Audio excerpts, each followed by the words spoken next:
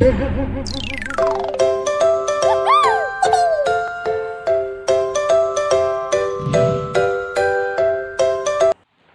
विद्यार्थ्यांनो, मी मीनाक्षी रवींद्र जगताप महाराणी ताराबाई प्राथमिक शाळा क्रमांक 175 मधून आपलं स्वागत करते।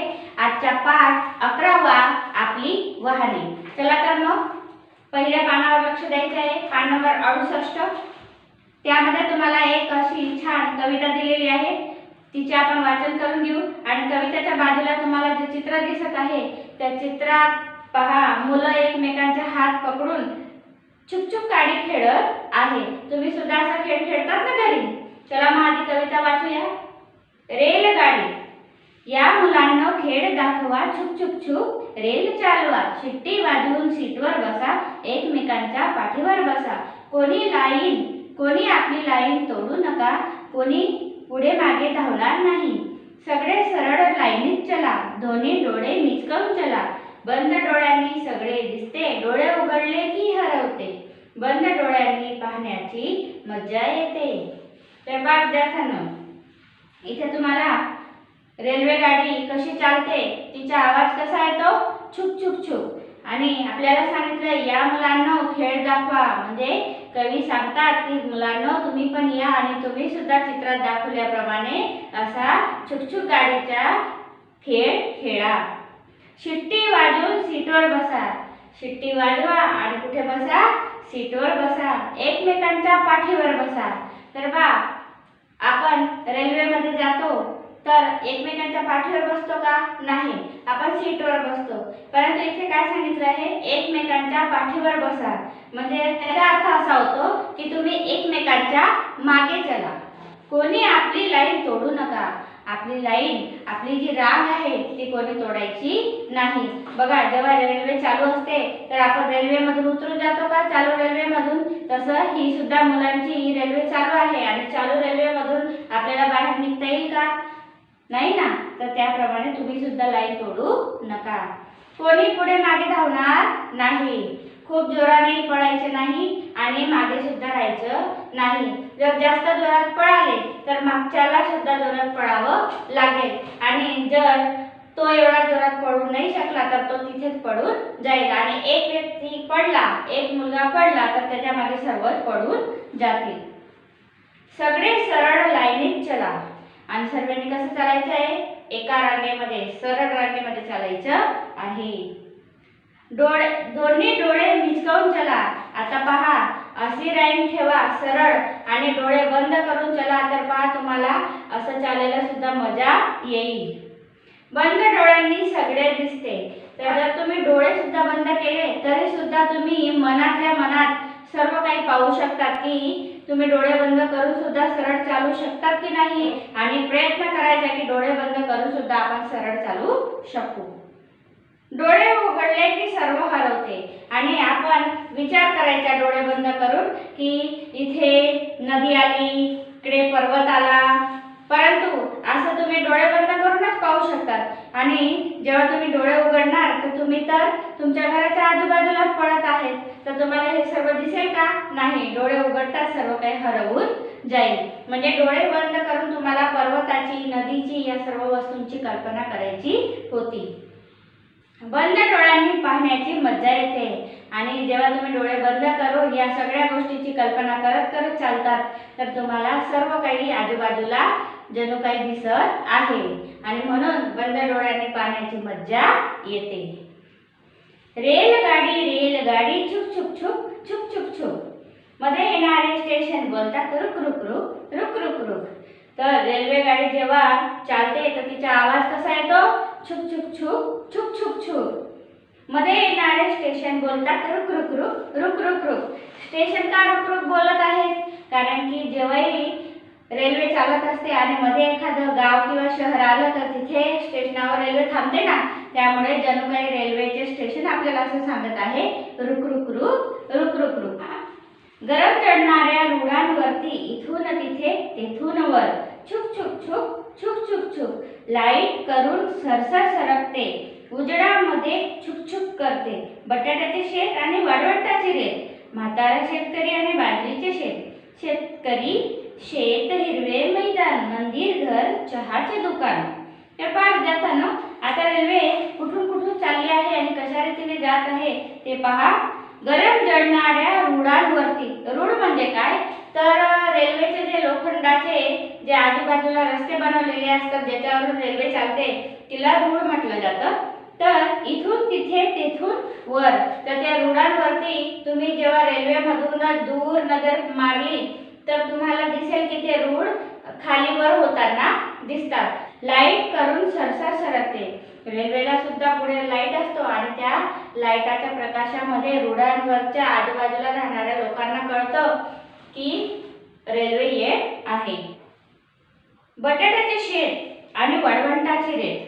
तर पहा, आता पहा रस्त्यामध्ये काय काय लागलं. बटाट्याचे शेत लागलं, वाळवंटाची रेत लागली. रेती कुठे असते, वाळवंटी प्रदेशामध्ये रेती असते, तर मध्ये रेती सुद्धा लागली, वाळवंट लागलं. म्हातारा शेतकरी आणि बाजरीचे शेत. तर पहा, आता मुलं चालत आहे तर त्यांनी कल्पना केली की काय काय त्यांना रस्त्यामध्ये लागलेलं आहे. त्यांना बटाट्याचे शेत लागलं, रेती असलेलं वाळवंट लागलं, नंतर एक असं शेत लागलं बाजरीचं की त्याच्यामध्ये एक म्हातारा शेतकरी काम करत आहे. शेतकरी, शेत, हिरवे मैदान. आणि त्या शेतकरीने शेतामध्ये काम करून त्या पूर्ण शेताला कसं बनवून टाकलं, हिरवगार, जणू काही ते हिरवेगार मैदान दिसत आहे. मंदिर, घर, चहाचे दुकान. आणखी काय लागलं, मंदिर लागलं, घर लागलं आणि चहाचं दुकान सुद्धा आपल्याला रेल्वेमधून दिसलं.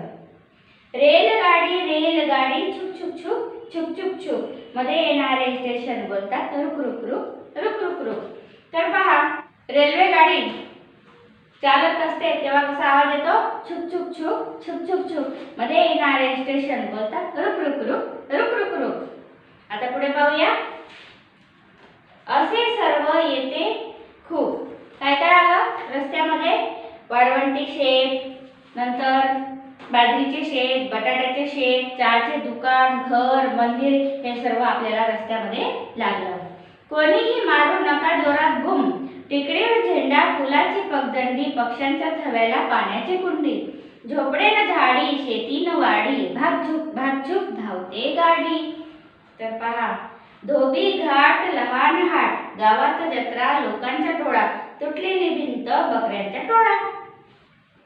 तर विद्यार्थ्यांनो, रस्त्यामध्ये आपल्याला घर, चहाचे दुकान, मंदिर, बाजरीचे शेत, त्या बाजरीच्या शेतामध्ये एक म्हातारा शेतकरी काम करताना दिसला. त्यानंतर बटाट्याचे शेत लागले, वाळवंटातील रेत लागली, म्हणजे रेती असलेलं वाळवंट लागलं. आता पुढे पहा, टेकडीवर झेंडा, फुलाची पगदंडी. टेकडीवर दूर अशी टेकडी दिसली मुलांना आणि तिथे एक छोटासा असा झेंडा फडकताना दिसला. फुलाची पगदंडी, तर असा एक फूल सुद्धा मध्ये लागला आणि त्याची सुद्धा अशी उंच दांडा असतो, तो दांडा सुद्धा दिसला. पक्ष्यांच्या थव्याला पाण्याची कुंडी. आणि पक्षी जे असतात ते एका रांगेमध्ये उडत असतात, तर त्याला पक्ष्यांचा थवा म्हटलं जातं. पुष्कळशे पक्षी एकत्र होऊन एकसारखे उडतात, त्याला पक्ष्यांचा थवा म्हणतात. आणि काय सांगितलंय की पक्ष्यांच्या थव्याला पाण्याची कुंडी सुद्धा ठेवण्यात आलेली आहे, जिथे सगळा थवा एकत्र येऊन त्या पाण्याच्या कुंडीजवळ येऊन पाणी पिताना सुद्धा त्यांना दिसले. झोपडेन झाडी, शेतीने वाडी. झोपड्या दिसल्या, झाडी दिसल्या, शेती दिसली, शेतीवाडी दिसली. भागझुक भागझुक धावते गाडी. त्याच्या रीतीने पुढे गाडी सुद्धा धावताना दिसत आहे. विहिरी मागे बाग बगीचा. एक विहीर दिसली आणि तिच्या मागे बाग बगीचा सुद्धा दिसला. धोबी घाट, लहान हाट, गावात जत्रा, लोकांचा टोळा, तुटलेली भिंत, बकऱ्यांचा टोळा. तर पहा, आणखी काय काय दिसलं विद्यार्थ्यांना रस्त्यात. धोबी घाट दिसला, लहान हाट, हाट म्हणजे काय, बाजार.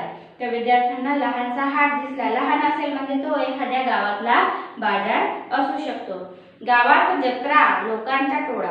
गावात जत्रा दिसली, एक गाव लागलं आणि तिथे जत्रा भरलेली दिसली, मेळा भरलेला दिसला. तुम्हाला सुद्धा असं वाटलं असेल की चला रेल्वेतून उतरा आणि आपण सुद्धा त्या मेळ्यामध्ये जाऊ, परंतु रेल्वे अशी कुठेही थांबते का, नाही. रेल्वे तर तिच्या स्टेशनावरच जाऊन थांबते. लोकांचा टोळा आणि त्यांना तिथे काय दिसलं, लोकांचे टोळे सुद्धा दिसले, कारण मेळ्यामध्येच लोकांचे टोळे असतात. तुटलेली भिंत, बकऱ्यांचा टोळा. आणि पुढे गेले तर तेव्हा त्यांना असं एक पडीक घर दिसलं आणि त्या पडीक घराच्या ज्या भिंती होत्या त्या कशा होत्या, तुटलेल्या होत्या. बकऱ्यांचा टोळा आणि त्याच्या बाजूला जे काही शेत असेल तर त्या ठिकाणी बकऱ्यांचे पूर्ण समूह चारा चरत होते. तर अशा रीतीने लहान लहान मुलांनी काय काय दिसलं त्याची कल्पना केलेली आहे. रेलगाडी रेलगाडी छुक छुक छुक छुक छुक छुक मध्ये येणारे स्टेशन बोलतात रुक रुक रुक रुक रुक रुक. तर पा मग पुढे काय दिसलं त्यांना, तर इथे आपली कविता संपली आहे. रेल्वेचा आवाज येतो छुक छुक छुक आणि मध्ये येणारे स्टेशन बोलतात रुक रुक रुक रुक रुक रुक. आता आपल्याला त्याच्या प्रश्न उत्तरांची चर्चा करायची आहे. खाली दिलं आहे, विचार करा आणि सांगा. तुम्हाला कविता कशी वाटली? तुम्हाला कविता आवडली ना? तर लिहायचं आम्हाला कविता आवडली. तुम्ही कधी रेल्वेने प्रवास केला आहे? कधी? जर तुम्ही रेल्वेने प्रवास केलेला असेल तर कधी केला होता याचं उत्तर तुम्हाला स्वतः लिहायचं आहे. आणि जर तुम्ही रेल्वेने कधी प्रवास केलाच नसेल तर लिहायचं मी रेल्वेने प्रवास केलेलाच नाही. रेल्वे कुठे जाऊ शकते का? का? आता मला सांगा, रेल्वे कुठे जाऊ शकते? म्हणजे समजा रेल्वे चालते आणि आपण विचार केला की चला मला आता इथे बाजार लागला तर बाजारात थांबून जायचं आहे, तर रेल्वे बाजारामध्ये घेऊन जाऊया, तर जाऊ शकते का अशा रीतीने? तर नाही, रेल्वेचे स्टेशन नक्की असतात. रेल्वे फक्त स्टेशनावरच थांबते. आपल्याला वाटेल त्या ठिकाणी रेल्वेला आपण घेऊन जाऊ शकत नाही. पुढे लोखंडाच्या रस्त्यासाठी कवितेमध्ये कोणता शब्द वापरला आहे? तर मी तुम्हाला आधीच सांगितलं की लोखंडाचे रस्ते म्हणजे रेल्वेचे रूळ म्हटलं जातं. तर आपण लिहायचं उत्तर, लोखंडाच्या रस्त्यासाठी कवितेमध्ये रूळ शब्द वापरलेला आहे. वाचा आणि लिहा. रेल्वे कोणकोणत्या स्थळावरून गेली होती? यादी तयार करा. आता बाई तुम्हाला फक्त 3च उत्तरं लिहिण्यासाठी जागा दिलेली आहे, परंतु या कवितेमध्ये रेल्वे तर पुष्कळ ठिकाणाहून गेलेली आपल्याला दिसलेली आहे, कारण रस्त्यात आपल्याला पुष्कळ ठिकाण लागले होते. जसं बटाट्याचे शेत लागलं, वाळवंट लागलं, नंतर बाजरीचे शेत, हिरवे मैदान लागले, मंदिर, घर, चहाचे दुकान हे सर्व आपल्याला रेल्वेमधून दिसलं होतं. म्हणजेच रेल्वे त्या त्या ठिकाणावरून गेली होती. पुढे तुम्ही कोणकोणत्या वाहनांमध्ये प्रवास केला आहे? तर आजपर्यंत विद्यार्थ्यांना तुम्ही कधी गावाला गेला असेल अथवा जवळ कोणाच्या तरी नातेवाईकांच्या घरी, मित्रांच्या घरी जर तुम्ही इतर कोणत्या वाहनाने गेला असेल तर तुम्हाला त्यांची नावं इथे लिहायची आहे.